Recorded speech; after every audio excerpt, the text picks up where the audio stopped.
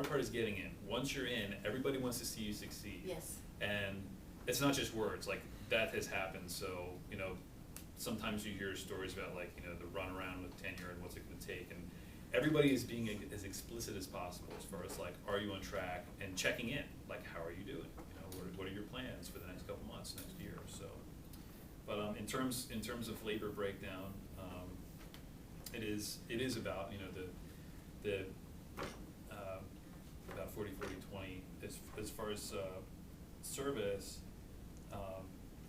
There is a fair amount of protection actually against overcommitting yourself with service, because it's easy to do. Committee work is a huge time suck, and especially if you have a personal interest in any committees that you either are volunteered to or get assigned to, it can eat up a lot of time. So you do have to be careful, and if you have a good faculty mentor, whether it's an official or unofficial capacity, or a chair, can help you. Like, for example, last fall we did a search position for a new member in ecology. The chair asked me to be on that, and I said, do you really think this is a good move for me? This is my, I'm going up for my mid-tenure review here.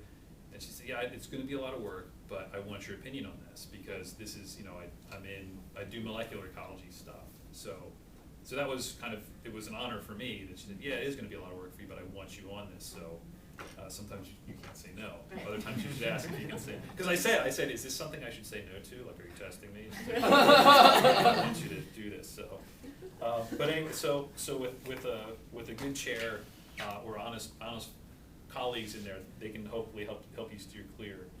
And the chair has been very clear about not overcommitting yourself, and that you're doing fine in terms of your service commitment. As far as at William and Mary,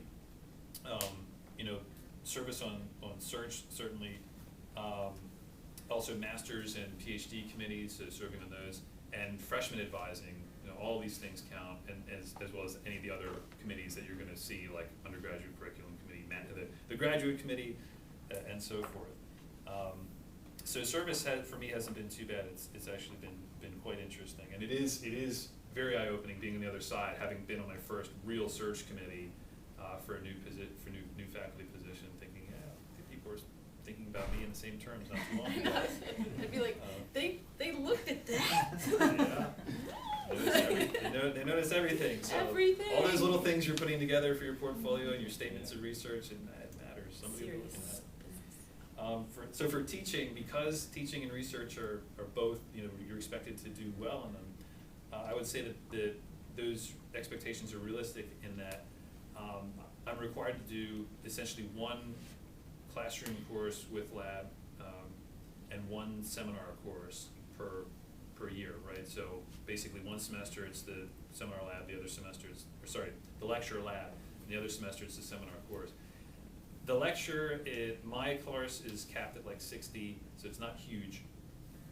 Developing the lab is challenging. And then the seminar course is capped at 15, which seems small, but it's discussion based, it's reading and writing based, and all the assignments are writing, so there's a lot of grading involved in that. But because of that course load, then you can manage to limp along with the research when the semesters and the students are in the same boat. It's hard for them to stay in the lab because their primary objective is coursework, right? But so in terms of being research active, I think it's a reasonable course load. Of course, you talk with people in other departments and they give you the dagger eyes when they find out like you only have to teach that many classes, but it's still a lot. For teaching, your first preparation is going to be ridiculous, so just plan on it. That's all you're going to do. I was saying over a coffee ahead of time, just don't reinvent the wheel. Get a good textbook, model your course off of that, right, and then make it great over time. Start with it, if it has to, just make it good enough. Otherwise, make it good, and it can be great really later. Because the other thing is, if you start out of the gate wonderful, then guess where the only way you can go is right. So everybody wants to see this. So it's something to think about. And I've had great conversations. We have a rotating chair position, so they've switched chairs even since I've been there. So both the now former chair and the current chair have been fantastic at staying in touch and just being open to having discussions. So we've talked about different aspects of course design, as well as with my faculty colleagues, especially with assessment. That's a perennial question. How do you assess student performance? And I don't have any great answers for that, but we can talk about it later. So teaching, and then research is really, it goes like this. Here's the summer, and there's the rest of the year, okay? And I mean, that's how it has to be for the way my position is structured. We are expected to maintain an independent, that means externally funded, and active, which means you're publishing about every other year, research program. That's another reason why I was drawn to this is, it is an active research program. All of the faculty members in my department do contribute useful research to their field, but not at a ridiculous rate, right? So it's for me, it was in that sweet spot where I wanted to be, where you're doing enough that you're still, you're still seen as like, oh, this guy's current in this field. People might actually want to go to my research program to do research in that field, but I'm not top of the nation, right? And in terms of supporting research, so one way that the college supports research is, first of all, by at least the department, by minding your teaching load, by not saddling you so much that you can't possibly find the time to write grants or be in a lab at all. The startup, so I did get startup with my position. That's something to look into when you're interviewing. Certainly ask about it. As far as what's reasonable and what's competitive, talk to people and figure out what you want to do. What's within the limitations or the opportunities within your given position. But startup is one way that active research is funded.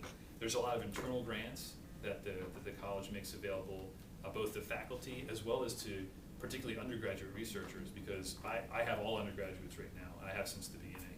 I will be getting a postdoc this fall, so that'll be a new experience for me, which, by the way, got the funding for that one internally through the college, through a Mellon Foundation grant that I wrote to and got the money. So there is internal support financially to get you up and running until you get to the point that you get your big score, we knock over a bank.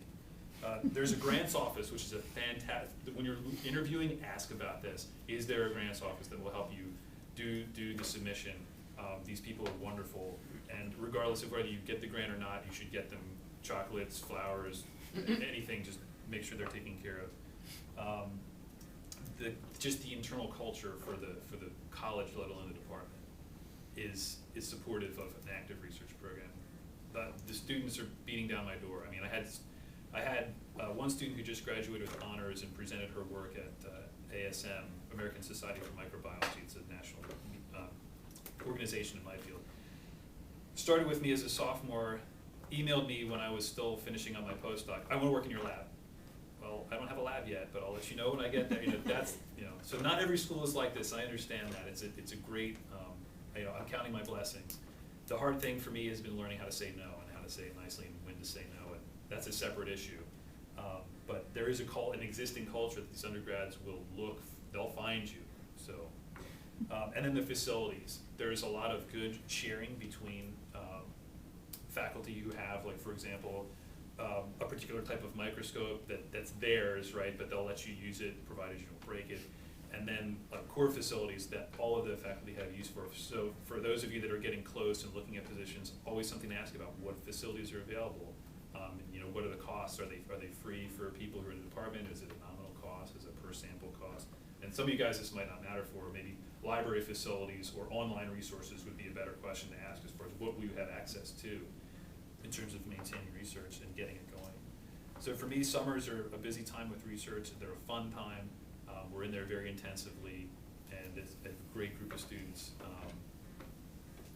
For me, it's always been important to take care of them, because who knows what the job market is like, and they're never gonna, I'm making enough to get by, but you're never gonna make great money in this field. It's just something you have to get used to. So the best thing that you can do is see that your students are taken care of, right? So we do things like movie night and bowling night and challenge other labs to laser tag and things like that, and it's a lot of fun, right? I mean, this is how now that I'm running the zoo, this is how I want to run it, right? So let's see.